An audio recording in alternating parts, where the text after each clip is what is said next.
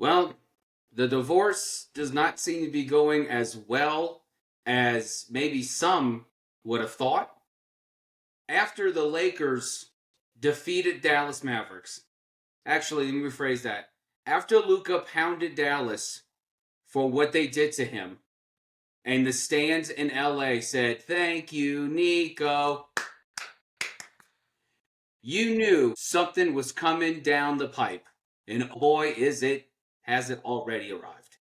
According to The Athletic, there is a piece, and there are people within the Dallas organization who are already dissing Luka for his bad habits days before he was ousted out of his own home by his scorned wife for no reason other than she thought the grass was greener. Now, Luka's in LA. Luka's getting plenty of fed. He is eating every night. He's going to have every chance to be a fat king sitting in LA. And Dallas can do nothing but stare at it and look at it and diss the man who they had already. Now, what do you mean by diss, JB? Well, what I mean is, according to the piece, is that they said he was lazy, he developed a taste for beer, he liked to gamble. Well, you know who else played rounds of golf on mornings before the nighttime playoff game? MJ. You know who smoked 17 cigars in 4 hours the night before a playoff game? MJ. You know what MJ did every single time before a game? Whatever the hell he wanted. And you know what MJ did? What MJ always did, which was produce. Now, I think this has something to do with the fact that Luka, being a European kid, we never really knew his story. We love stories in America. No matter how bad these stories are in America, no matter how much they try to trash great IP like Star Wars, no matter what they do and they try to ruin it, we all keep coming back to it like moths to a flame because we love stories. We never heard Luka's story because we're not watching Latvian basketball on YouTube in the middle of the night. We're not doing that. But we have Luka now. Luka's on a big stage. Luka has an opportunity to prove to that scorned ex-wife of his, hey, the grass ain't always greener. And maybe you should have kept me.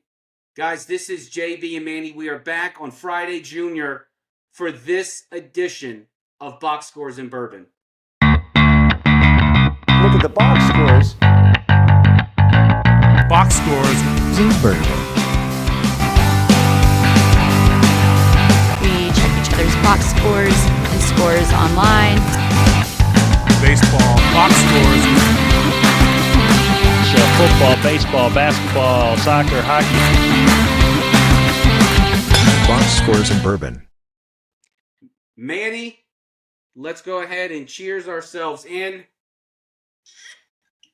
Look at you all ready to go. I'm always ready to go. Cheers to you on a wonderful Thursday.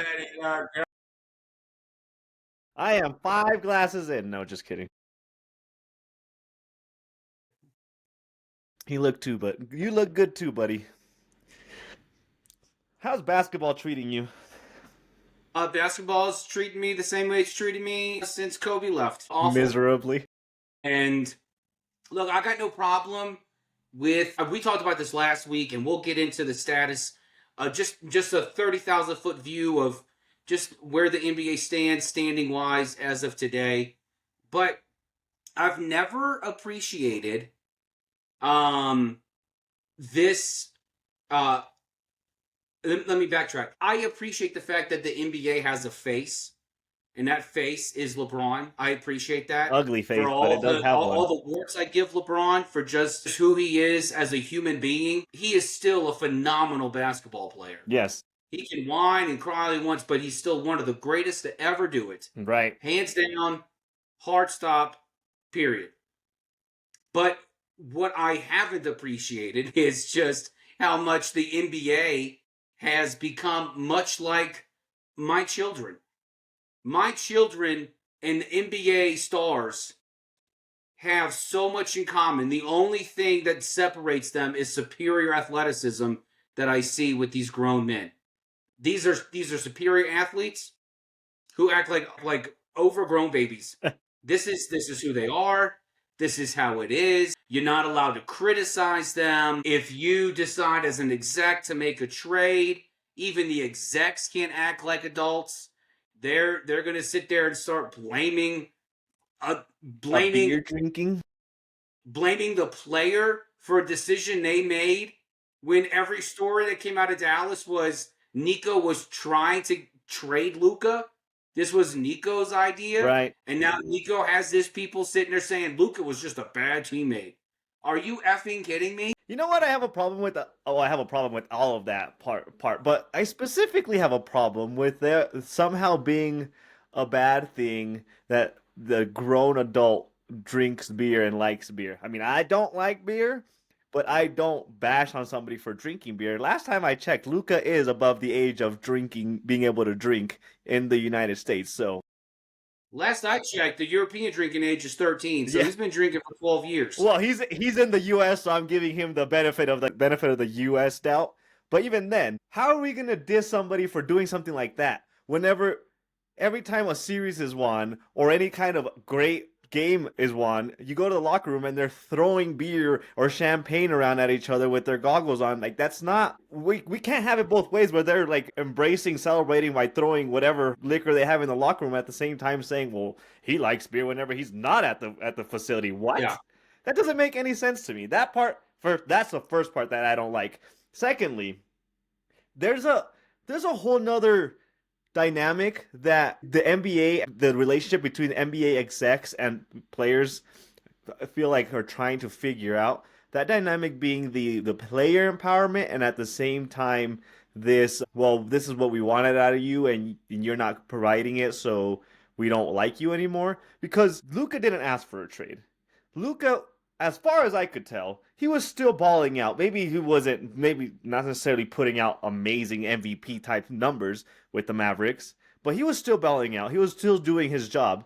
And it came out that even during the offseason, he was already happy because he was unhappy because a lot of the staff members that were part of that Mavericks like coaching staff, they got rid of it. And all these staff members that he liked, they got rid of them.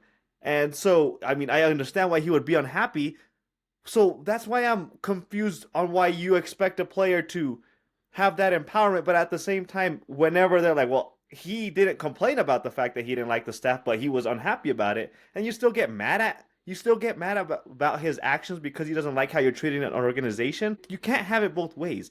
I don't understand where this disconnect is, but I guess that really embodies what the NBA looks like nowadays, which is we can't really figure out how to bring in the attendance. We can't figure out how to reel back some of the power that we gave the players, and we want the execs to do what's best for the team, but at the same time, we don't want them to squash down the figure that is the player. It's like a perfect tornado of them not being able to figure out what direction they're going in. So it makes sense. This is like the perfect example of why this has come to a clashing point in the league, because so many things have been empowered and so many different paths are going off at the same time. It's bound to crash.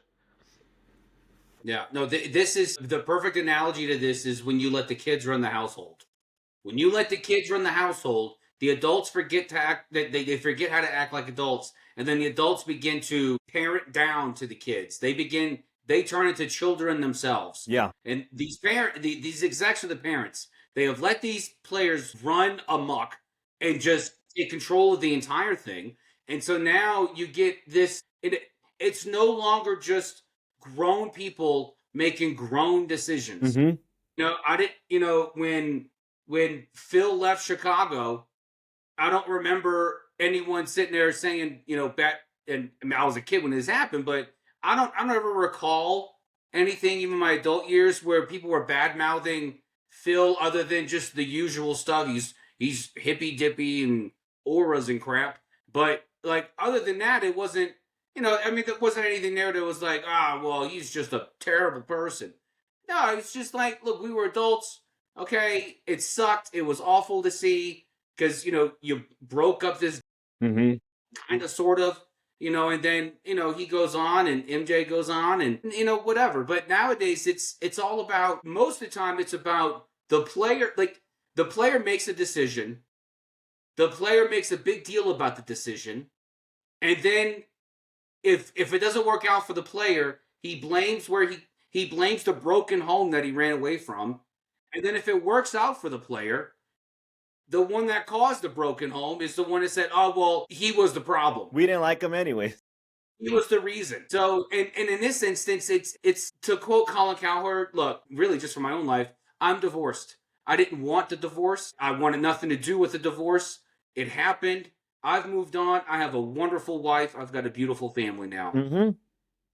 That's what's supposed Dallas to happen. wanted You this move divorce. on. This Yeah. big greenback. Yeah. It's Yeah. not, the sports leagues have not figured this out, because across all major sports leagues, really, this tends to happen. Wherever once you trade a player, or the player asks to leave your organization because you're burning it to the ground, there's this hate for the player, like there's loyalty. Yeah. We had an episode last year talking about loyalty to players and players to the organization. This whole thing where if you get mad because a player doesn't like the way you're running your organization, you get hurt at that player. The loyalty tends to not go both ways, because if you keep a player forever because the player is loyal to your organization, and you burn the organization to the ground and don't do anything with that talent, there's nothing to show for it anyways. And you would be the first to get rid of that player if you don't like them. So it blows my mind, the dynamic. There's something else that kind of resonated with me. It's the comparison between the NBA, and I'll bring in the NFL a little bit with this, because for a long time, as the NBA started doing this player empowerment, on the NFL side, there was these rumbles that players wanted to have more say in what happened in the organization. And it seems like ownership and GMs really squashed that really early on in its infancy. And initially when I saw this happening, I was kind of confused, because I figured if the faces of your franchises want to have a bigger voice, you should want to empower that. But it seems to me like the NBA followed that path and somehow created a beast that they can no longer control. So maybe the NFL was kind of on the right path when it came to the hierarchy of who has the bigger say with what's going on, because the NFL is, if anything, booming in the right direction. Their viewers, their income, the revenue, everything is skyrocketing. And the NBA, I haven't looked at the revenue margins, but it gives the feeling that it's kind of wavering into the decline phase of their operations. Yeah, absolutely it is. We've said it over and over again. I'll say it till I'm blue in the face. The NBA is unwatchable.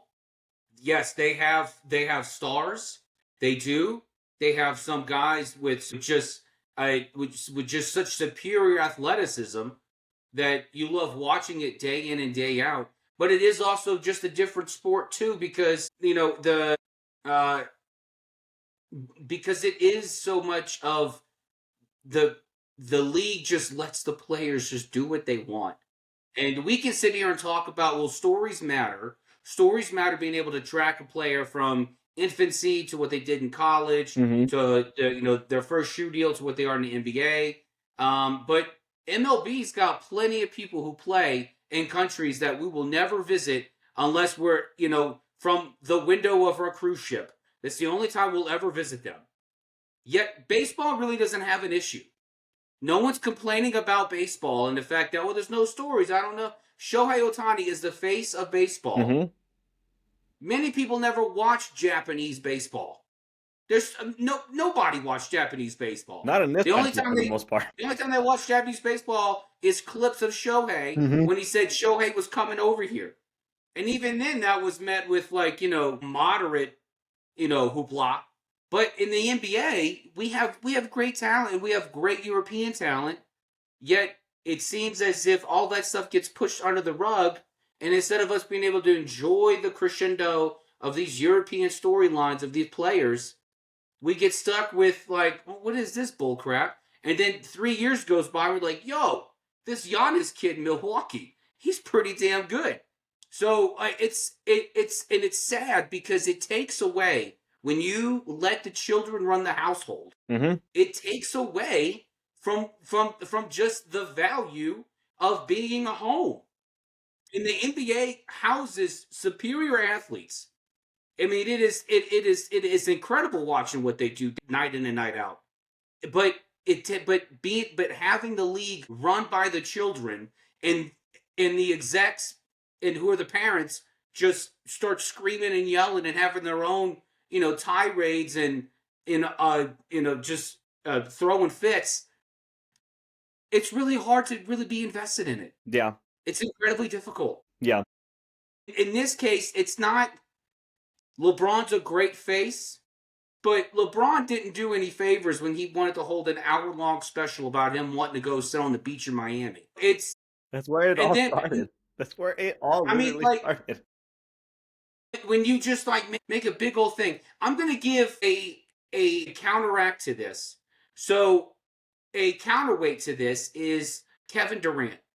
Kevin Durant sat on Draymond Green's show with Baron Davis and they said, "Hey, KD, why didn't you want to go back to Golden State?" And KD's like, everyone's like, "Oh, I can't stand Draymond. We don't get along. I burned too many bridges over there." And he's like, "Fact is, I just didn't want to move mid-season. I don't want to move, and I'm here in Phoenix. We're hurt right now. They've had 13 different starters this season because no one can stay healthy." Mm-hmm. And he's like, I want to finish this out. I want to finish this out. And it's refreshing to be able to hear from a player. And it's also ironic that out of all the players who get so much flack is the one guy who just wants to do his job. And that's KD. He just wants to do his job. And everyone in the sports pundit world seems to give him flack for not being the guy, not having a winning DNA. I'm sorry. Did Golden State never exist? Did his time with Steph and them never happen? Are you kidding me? Last time I checked, he won Finals MVP. Last time I checked, he was the most valuable player for a championship. And that's what's wrong with the NBA is not only the kids running the league, running the home, the parents are sitting there screaming down, and then you have the aunts and uncles coming in here saying, I want to have a family reunion, and they're just yelling at everybody. Mm-hmm. And they're yelling just to yell. Mm-hmm. And it's dysfunctional. It's not fun to watch. And I mean, besides the product on the court, where there's practically no defense now, it's like, oh my gosh, this is ridiculous. So it's just, the product is messed up, and it needs to begin with the execs and those who run the league. Adam Silver, I'm talking to you to sit there and get with the owners and say, owners, get your execs in line. It's time that we get the NBA back to a respectable level to where people want to watch this. Not watch it just because it's March and it's almost playoff season. Mm-hmm. Like, no, people want to sit down and watch it from Christmas on. Yeah. And it's the players having 99% of the voice. It's the players deciding that they're going to. This is a whole nother conversation that we could dive into probably for another hour, talking about the players deciding when they're going to sit out games because they want their bodies to rest. We've harped on the fact that people spend their hard-earned money to go watch a game just to find out 30 minutes before that the player that they want to watch isn't even going to play because they want to rest. Yeah. Because they. Yeah. Let me be clear. Because they want to rest. Because there is players that are capable of playing 82 games in the season. There is players that miss games because they're injured. But there's players that literally decide that they want to rest so they don't play back-to-backs or 2-3 games in 4 days, Yeah. whatever that looks like. And that's another, like I said, we could dive into this at a very deeper level, but that's a whole nother problem that is causing the same issues that we're talking about now, because there is so much uncertainty behind every game. You don't know what you're going to get, what the product is going to be like, who's going to be on the court. There's more than one issue causing the current status of the NBA to be what it is. But ultimately, it comes down to the foundational level that we talked about last, where it's more about the player than it is about representing the organization that you're playing for. Comparing it to Absolutely. the NHL, how dominant they have how dominant it comes to the players representing their franchise as well. But let's take an analysis on the current status of this NBA and see how these teams are playing out their season as we go into the last month and a half of the regular season. Before it matters. Before because we have 10 teams in the running to make the playoff and play-ins and all this other stuff. So let's dive into the conferences and see how we feel about the current status of these conferences. Starting with the Eastern Conference. Currently, we have the Cavaliers as the number one team in the league. And I'll be the first to say, early on when we did a kind of an overview of the status of the NBA, I did not expect the Cavaliers to hang. When they were 12-0, and you're like, it's not going to last. Yes, exactly. So it's lasting. They have surpassed the Celtics as the number one seed in the Eastern Conference. Now, my question is, I mean, maybe it's a rhetorical question, but I'll have your input on it. Is it just because the Celtics are once again doing the Celtics way and riding it out before turning on the gears and dominating the playoffs, or is there something brewing in the Cavaliers? I think there's something brewing in Cleveland. I mean, the way they play, from the very little that I've seen the NBA so far this season, and I've seen very little so far because it's not even March yet. So from what I've seen, they play a style of basketball that is opposite of the rest of the NBA. Mm-hmm. And it seems as if I said this last season when it came to Boston, and I said if the Celtics can find an identity, they can go far. And it seems as if Cleveland has their identity. They know who they are, and they play. And that's why, like, if you're asking me, like, if you were to ask me today who would be in the finals today, it would be Cleveland and OKC. It would be these two teams in the finals because what Daigneault's got going on in OKC is just awesome. And these players are bought in. And OKC already does such a great job at just the coach pipeline. I mean, having Daigneault come up with Billy Donovan from Florida, and then keeping him in the league, and then within the organization with the G League, and then him coming up as an assistant, and then the unfortunate thing happens with in Monty Williams' life, and then here comes Daigneault coming up full time, with the squad, and eventually, when it comes time to find a new head coach, the players are like, no, we want this guy. Yeah, this guy understands what it is that we would like to do in this building. He understands what we want to do as a culture. Mm-hmm. And culture is so vastly important. It's so important. So I look at Cleveland and I'm like, look, Cleveland's not slowing down. They're not. They're not at all. And so it's I honestly can see Cleveland and OKC in the finals. I could see.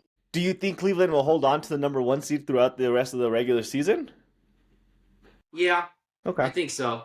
I mean, they have it's a 6-game lead now. It's a 6-game over lead. Boston. Yeah. It's a comfortable enough lead where the wheels are just going to have to fall off, right, for you not to be the number one seed by season's end. Yeah, and I mean at the same time, number 2 seed at the level that the Celtics are playing is nothing to laugh at. But at the same time, in a way, I'm almost leaning towards wanting to say, like, shame on the Celtics for not being more closer. It should be, if the Cavaliers were going to be the number 1 seed, the Celtics should be right behind them, 1 or 2 games behind. A 6-game lead as the defending champions, considering they didn't really lose any of their pieces last year.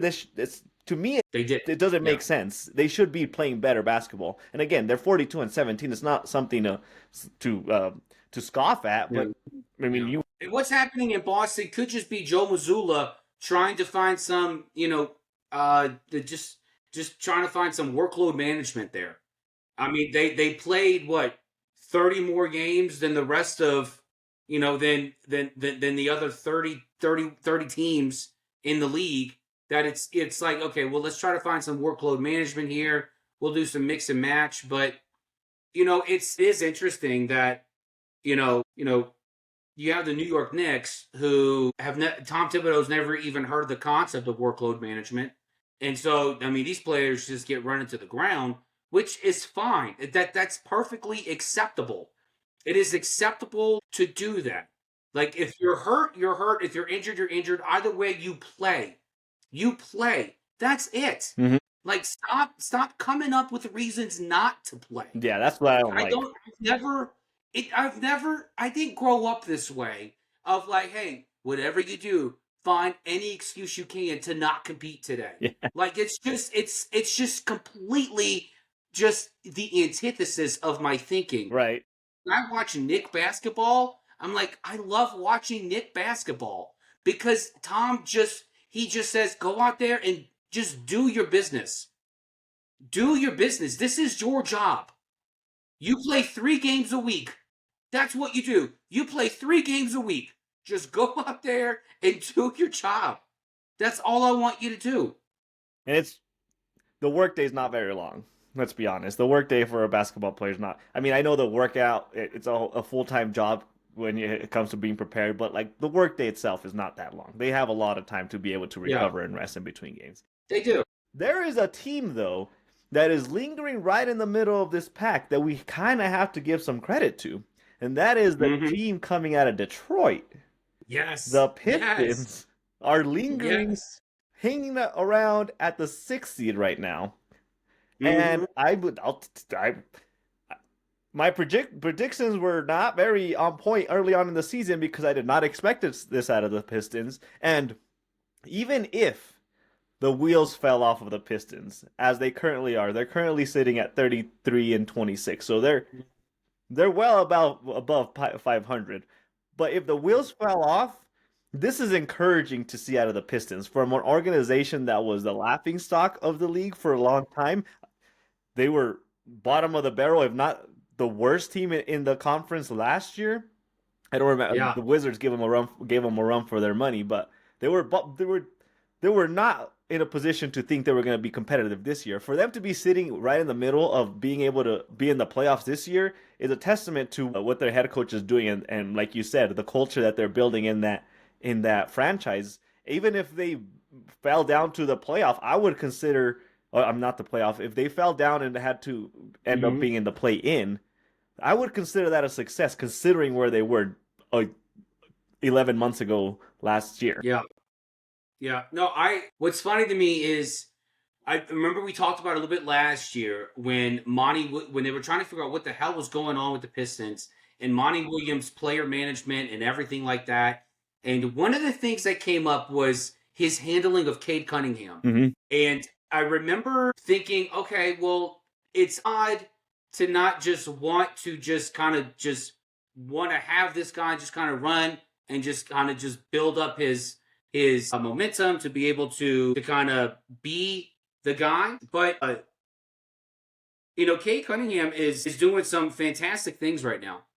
And he is the heart and soul of this team. I mean, you can sit there and point to Tobias Harris. You can point to Tim Hardaway Jr., but being able to have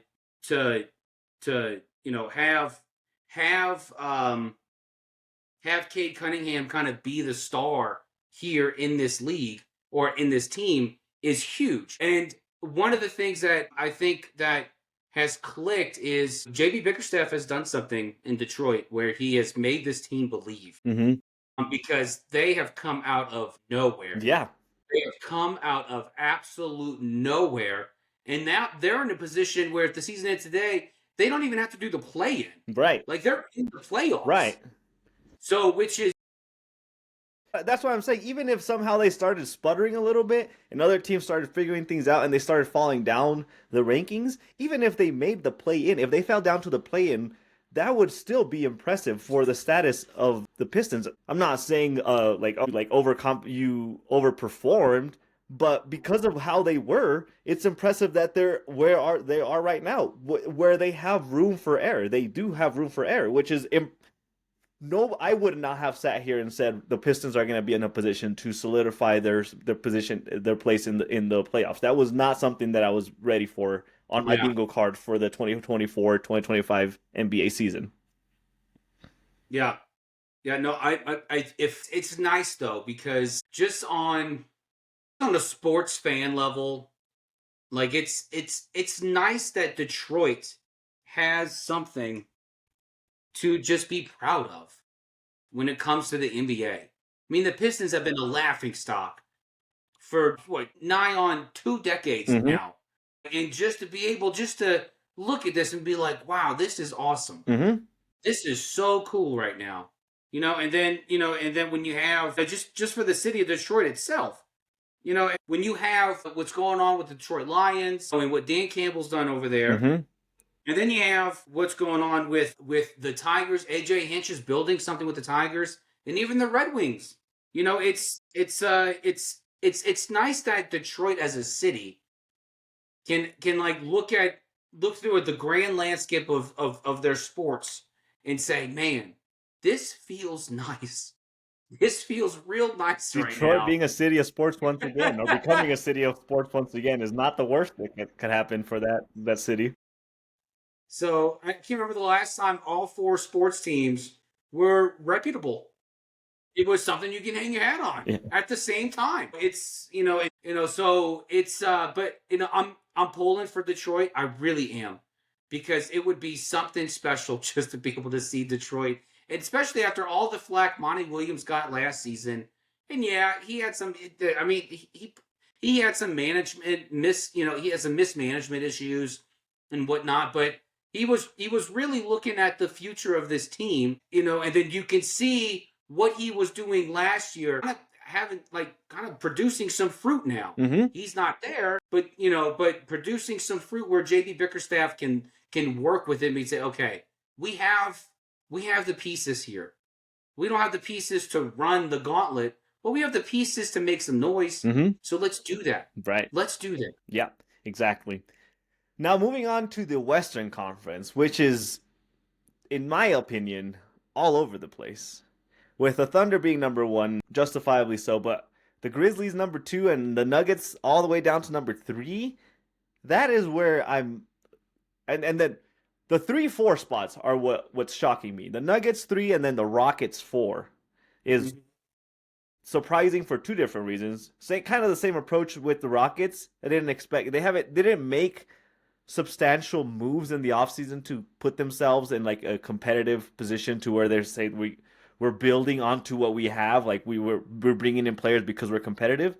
They're 4, and the Nuggets, again, for as dominant as a roster as they have, them being 3 and way far behind in the standings as far as even sniffing the possibility of getting the number 1 seed. That's surprising too. Yeah, no, it's so it's not surprising that the Western Conference is, of course, the belle of the ball when it comes to the NBA, because it's always so much more stacked than it is in the Eastern Conference. I mean, even if you look at the Eastern Conference, all 4 teams that are due to play-in are below 500. In the Western Conference, all 4 teams for the play-in are above 500. So it's like it is surprising in the Western Conference the teams that are in the running as opposed to the teams that are not in the running.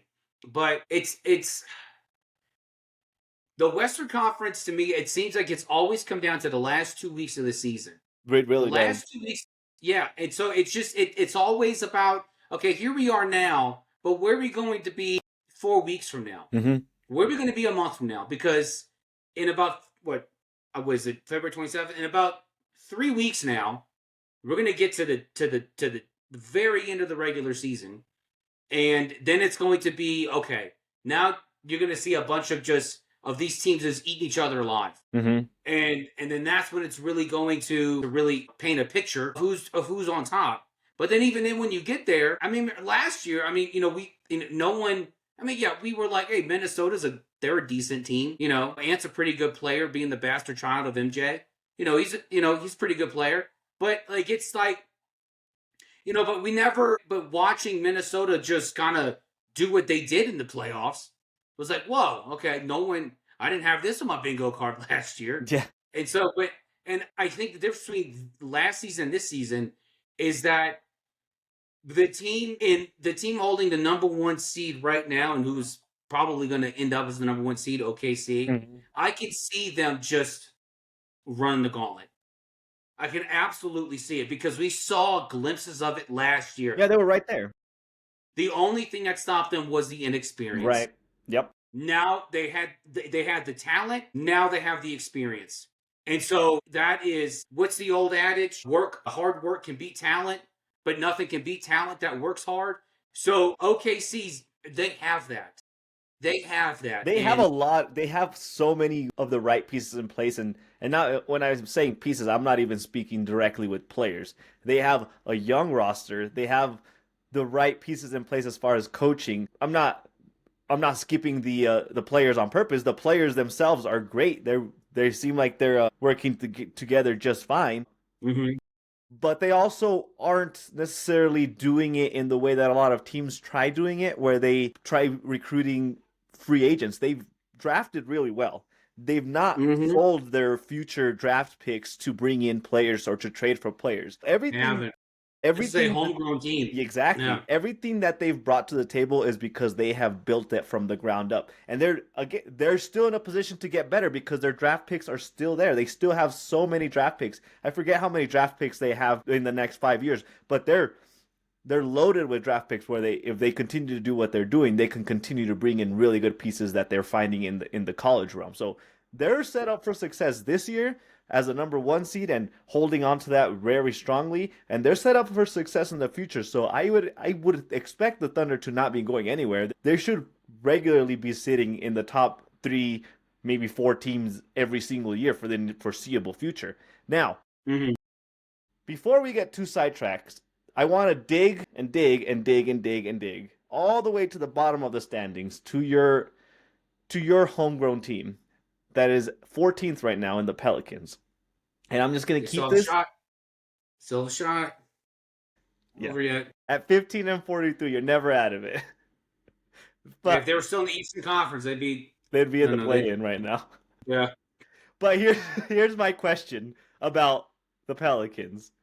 Zion Williamson. The name that has been forgotten all this year. I have heard not a single peep about him. Is he a bust, or was the expectation just too high for what he is actually supposed to be in this league? Yeah, the answer to that question is no and yes. So Zion's not a bust. He's not. Because when he is on the court, this dude is an absolute game changer. The problem is just getting him healthy and just keeping him healthy. And I was one of the contingent that subscribed to trade Zion before you gave him the max deal. Before you gave Zion the max deal, trade him, because Zion seems like, and I hate this phraseology, but I used to hate it, but the older I get, the more I see, okay, no, there's actually something to it. He seems like a change of scenery type of guy. Like someone who can just get out of this element, can shake it up, and then go to another organization, and then go to an organization where there is a like bona fide kind of just veteran there. Someone who can sit there and say, Zion, this is what you need to do. You want longevity in this league, this is what it's going to take. And the Pelicans have really had that type of guy. You can sit there and say, maybe it was CJ McCollum, maybe it was Brandon Ingram, maybe. But he never really had that guy who could sit down and say, Zion, this is what it's going to take to be long-lasting in this league. Zion, and like I said, Zion's talent is just through the roof. That when he is on the court, this dude produces. And it is a sight to see. But it happens too far and few between. And so I'm of the camp that says, okay, I know you signed him already, but if there's a way you can trade him and try to bring some pieces back, some assets back. So you're going to sit here and tell me you like him but get rid of him? Is that what the stats you're taking? Yeah, because as long as I don't think he's going to reach his full potential in New Orleans. I don't think he's reaching his full potential, period. I'm not saying he's reached it yet. I don't think it's going to happen in New Orleans. No, I get what you're saying. I'm saying I'm leaning more towards he's a bust, is what I'm saying. I don't think the skill set is necessarily there for what the hype was behind him. That's my stance. The health thing. If you see him play, when he's okay, this is not like a Ben Simmons type, where Ben Simmons was hurt and then he gets on the court and you're like, oh, this is what we were waiting for? This right here? Right. When Zion's on the court, Zion is in fuego. This dude is he changes the the phrase of the game. Like he just like every single phase of the game he changes when he is on point. And when he's on the court, he's on point. It's just him staying healthy.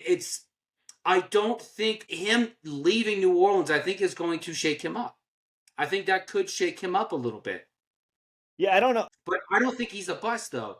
I think, okay, I'll put it this way. I think the longer he stays in New Orleans, the more that narrative is going to linger.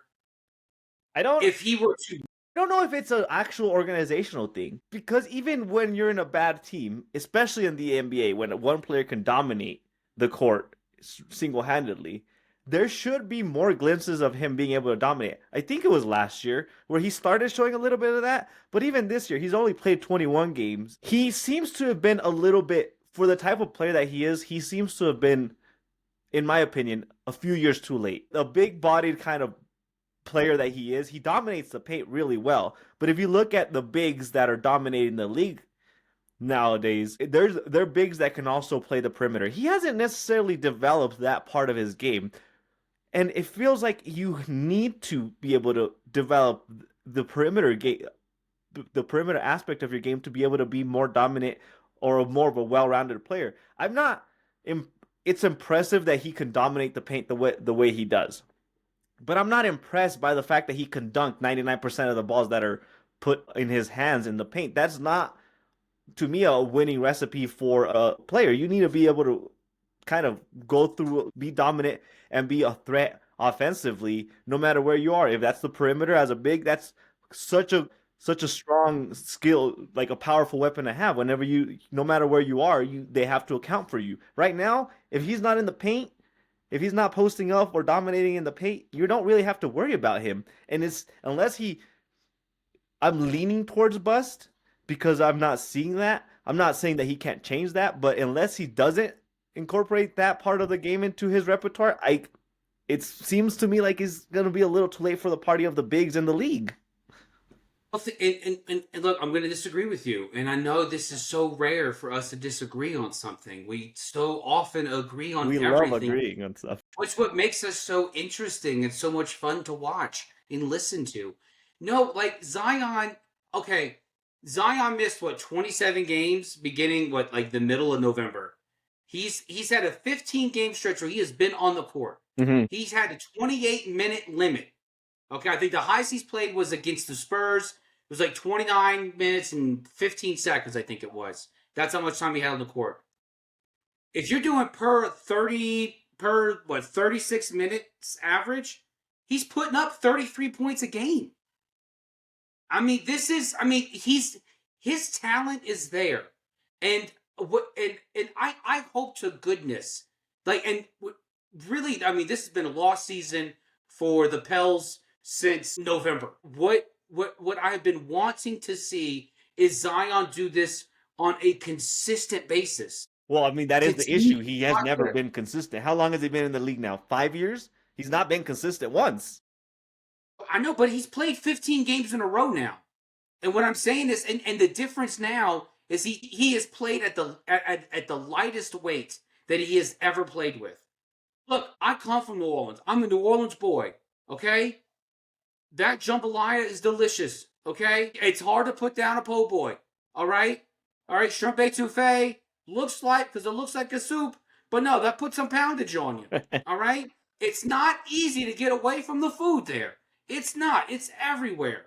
And Zion was already a big boy when he came into town. Yeah, he was. But what he has produced in the last 2 weeks alone has shown me, okay, if he can keep this up. Remember last year when the Pels, all they had to do was beat the Lakers in order to get to the play-in. That's all they had to do. Zion gets hurt with 2 minutes left. 2 minutes left, he gets hurt. And the whole thing comes crashing down. Zion changed every single phase of that game. Zion has the ability to be such a game changer where he is just electric. Now, I'm not going to give up on, what is he, 23? 24 years old. He'll be 25 in the summertime. I'm not giving up on a 24-year-old who's just having injury issues. He had injury issues in Duke too. Yeah. So it's not new. It's not like he came in, he's like, all of a sudden I'm hurt now. He wasn't like Ben Simmons. Like he just decided to, I'm fragile. No, like Zion is a big dude. He is huge. His frame can only handle so much though. And I think he's learning how to do that. And how this season ends, how the next 4 weeks goes for the Pels, I am watching Zion be Zion. I'm watching him be Zion on the court because when he is on the court, he is otherworldly. This dude has a talent to play this game, and he has a talent to play it at a high level. It's just keeping him healthy on the court. And I think what's happening now, him playing at the lighter weight, I think that is what's going to help him.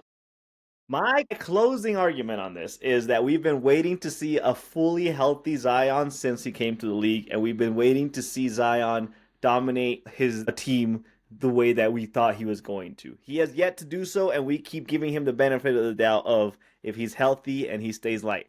We have yet to see it, and we keep waiting for it to happen. So if it eventually happens, I'm not sold that it's going to ever happen because it hasn't happened in 5 years. It hasn't happened since college.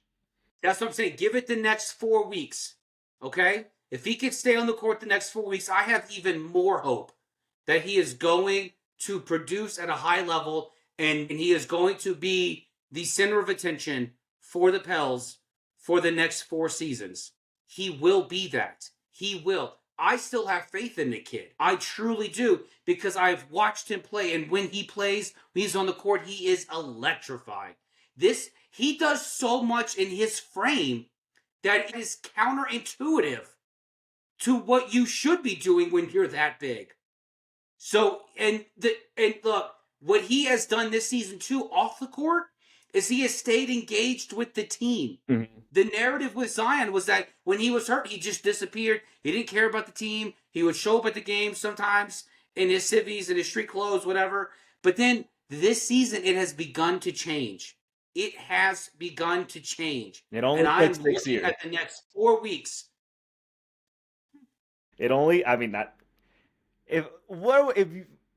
To close this out, what do you think he's closer to being? An all-star or a bust? An all-star. Okay. Absolutely an all-star. Absolutely. Okay.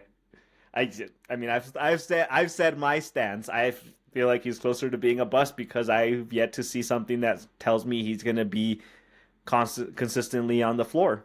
And that's a huge factor for an 82-game season. You have to be able to be on the court. And for playing, I know he got hurt early on in the year, and he's only played 21 games because he was out for an extended period of time.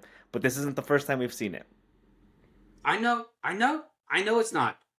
And I've watched enough NBA to know the difference between, I've watched enough sports to know the difference between a bust and someone who's just having an issue with injuries. This is a young kid. He is immature. He came out of Duke way too soon, and he got thrust into the limelight. And so now it's just a matter of him understanding what it means to be an actual teammate. Mm-hmm. Okay. Agree to disagree, JB. Let me introduce a segment to tease people to next week, and then we will jump into our fix of 6.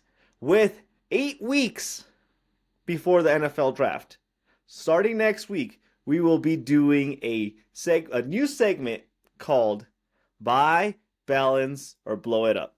We will analyze every division in the NFL and decide what direction every team is going in that division, whether they need to buy more pieces, keep doing what they're doing, or completely blow up their team and start from scratch. But until then, we are jumping right into our favorite segment, which is our Fix of 6. JB, you ready? Ready. Take it away. Okay. For JB's number 3 Fix of 6. The Brock Purdy contract negotiations have begun. And if you ask John Lynch, they've begun for quite some time already. Now, I am of the camp that says Brock Purdy should get a contract that mirrors Baker Mayfield's. 3-year, $100 million. Let's see what he can do with that. Because we have not seen enough from him in order for us to be able to sit there and say, give him all the money. There's two reasons why I'm going to say we need to just, if I'm John Lynch, I'm approaching him with that type of mindset. One, Trent Williams is 37 years old. This is a man that has been hired and paid beautifully and handsomely in order to protect Brock Purdy's blind side. It is not okay when an article comes out that says we are going to do what we can to manage the workload of arguably the second most important position in NFL football. You should not have to walk into a season trying to manage the workload of your left tackle. The other reason is Brock Purdy does not know a life without Deebo Samuel. Deebo's on his way out the door. Now, as much as we can sit there and point to Deebo's paltry stats of last season, when he was on the field, he was still a safety blanket for Brock Purdy. Now, they have Pearsall, they have Juwan, and let's see how this contract plays out with Brandon Ayuk. If that turns out to be, boom or bust, I'm thinking bust. But Brock Purdy does not know life without Deebo. And so Deebo's on his way out the door. We have no idea what's going to happen. So if I'm John Lynch, this is where I'm going. 3 years, $100 million. That's my high point. JB's number 2. I already mentioned it earlier. The Kevin Durant saga about him not wanting to go to San Fran to go play with Draymond and go play with Steph again. Everyone needs to just back off of KD. We need to back off of him. He is one of the guys that does his job. He goes in, he does his job, and when he does it well, and when he's on a competent squad, they win rings together. It just is a fact of life. This dude does not win a finals MVP. You don't stumble into a finals MVP because there's no one else left and someone else didn't want to accept it. No, this dude works hard, and all those out there who are sitting there saying KD doesn't have it need to just shut up and sit down. JB's Fix of 6, number 1. It has taken way too long, and I wasn't the biggest fan of this player when I was a child, when he was playing for my Chicago Cubs. But Sammy Sosa is in spring training talking to Cubs players right now. Sammy Sosa is in spring training. He is in Arizona as a special instructor to these young guys. And I gotta tell you, I love every single thing about this, because when you have a franchise that has star players, that has iconic players, and you let them in the door to be able to talk to the young guys, great things happen. Sammy, welcome back. I'm glad to see you back in Cubby Blue. That is JB's Manny Go. On Manny's Fix of 6, number 3. Travis Kelce has announced, to literally nobody's surprise, that he is coming back next season to try running it back as the Chiefs and win yet another ring. And the words he used was that the way that he played in the Super Bowl left a bitter, sour taste in his mouth. And we all know what we saw in that Super Bowl. Travis Kelce dropping balls left and right and not getting open and not even being able to block or chip a defensive lineman on his way to a flat route. So, I mean, I'm not surprised. I think I called early on that he was not necessarily too serious about him wanting to retire, especially after taking a loss, considering the pride that organization and specifically Travis Kelce has as a player. But Travis Kelce will be back. We have to see what they do with his contract, because the current status of his contract does not necessarily scream getting your money's worth, considering how he's been playing lately. But we'll see if the Chiefs decide to restructure his contract to make his salary more palatable, and so they can build onto what the Chiefs are doing to see if they can get another ring for Travis Kelce. On Manny's number 2 Fix of 6, let me bring in a team that we did not talk about, but we should talk about a little bit, and that is the 76ers, and specifically Paul George. For those of you that did not realize, because a lot of people seem to have forgotten that Paul George signed with the 76ers, and he has been the Brock Purdy of the 76ers. Why? Because he's the all-star player of that organization? No, because he's Mr. Irrelevant of that organization. He came out last week and said he is going to take a break from his podcast, his weekly podcast that he does, to focus on himself so he can be a better teammate and make a push with the 76ers to make the play-in. The play-in. Currently, the 76ers are second or third from the bottom of the Eastern Conference. That is something that Paul George should have figured out in October and November. The 76ers are 12th right now. 20-38. Not even sniffing the play-in right now. And here is my thing about that. More players should follow this footstep of Paul George and realize that maybe if you have a full-time gig as a player and you're getting paid millions of dollars, that maybe the podcast should take a back seat to your full-time job, and maybe you should be focusing on putting your team in a position to win championships. Paul George, good job figuring out that you want to be competitive and do the best that you can to make sure that your team is in a position to play longer basketball, but you're a little too late to the party considering where your team is on the current standings of the NBA. And Manny's number one fix of 6. I'm going to give a shout out to Luka Doncic, because he apparently listens to the podcast. And after I got destroyed on social media for saying that he is being overshadowed by LeBron James with the Lakers, he proceeded to completely wake up, remember who he is as a player, show dominance on the court. I'm glad, shout out Luka Doncic for listening to Box Scores and Bourbon, but at the same time, there's 2 players that I want to bring into this segment, which is Jimmy Butler and Luka Doncic. Luka Doncic, since he got traded to the Lakers is 7-2. Since Jimmy Butler got traded to the Warriors are 6-1. And this once again reminds me that this might very well be the last hurrah for LeBron James and Steph Curry to make a push to win just that one more championship. It's never enough. You never win too many championships unless you're Tom Brady. You always want to win that last one on the sunset of your career. And if these 2 pieces aren't what it takes for one of those two teams or one of those 2 players to make the finals and take on the OKC Thunder in the conference finals, then there's not really much else you can do, because you don't have the pieces, you don't have the draft stock to build onto the current status of your organizations. So congratulations to the Warriors and the Lakers. It seems like both of their trades are kind of paying off, but I want to see what you do with these 2 players in the NBA playoffs come April and May. And that closes out Manny's fix of 6. And we are ka-ching done. Yes. Manny, what were you drinking tonight? I promised everybody that I was going to try a new bottle, and I sure as heck found a new bottle. Yes, the Old Granddad. I love that. Old Granddad, 114 proof. Yes. I went specifically to go try something new, and I will tell you, if you want to know this is what 114 proof tastes like, this tastes like 114 proof. Yes. But it's good. It's good. I'm enjoying it. JB? I was drinking this Stellum bourbon right here. Nice. And not to one up Manny, but this is 115.5 proof. And this was not planned. I just I happen to drink a stronger spirit than Manny does. So and then I was smoking this Tabernacle Lancero. It's always a fun go-to for me. Nice. Easy smoke, full-bodied. It's really good. Folks, catch us on Spotify, Apple, Amazon, YouTube, full episodes, Box Scores and Bourbon, on the socials, YouTube, X, Insta, BSB Sports 24. And until next time, stay thirsty. Cheers, everyone.